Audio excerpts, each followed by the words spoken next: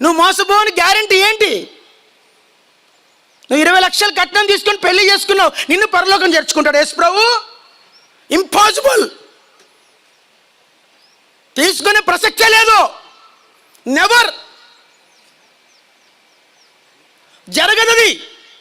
నువ్వు అనుకోవచ్చు పరలోకం పోతానని. ఒక్క వ్యక్తితో అసమాధానం ఉన్న గుమ్మం దగ్గర ఆపేస్తాడు, గుర్తుపెట్టుకో. ఒక్క కోటి చేస్తున్న గుమ్మం దగ్గర ఆపేస్తాడు పరలోకంలో. ఒక్క కోటి కేసున్నా, ఒక్క పోలీస్ కేసు నువ్వు పెట్టినా గుమ్మం దగ్గర ఆపేస్తాడు యేసు ప్రభు నిన్ను.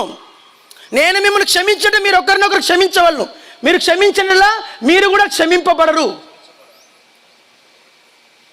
లేదు, నెవర్. వట్టి పరలోక మీటింగ్లు పెట్టారు కదా, డేరా కింద కూర్చుందాం, పోనీలో పోదాం, ఇన్ని మాట్లాడిందాం అనుకున్నంత మాత్రాన పరలోకం పోవు.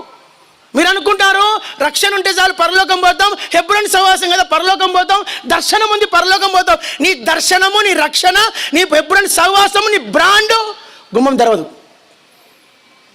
నువ్వు సొసైటీలో ఉన్నా పోవు, ట్రస్ట్లో ఉన్నా పోవు. నువ్వు అనుకుంటున్నావు పోతానని, నువ్వు అనుకుంటున్నావు, గుమ్మం తెరవడు. మీరెవరో నేను ఎన్నడూ ఎరగను, తప్పు చెప్పకూడదు. మీరెవరో నేను అట్లా కాదు ప్రభా, గొలుసు ప్రార్థన చేసినా కదా ప్రభా, మరి 20 లక్షలు కట్నం తీసుకుంది.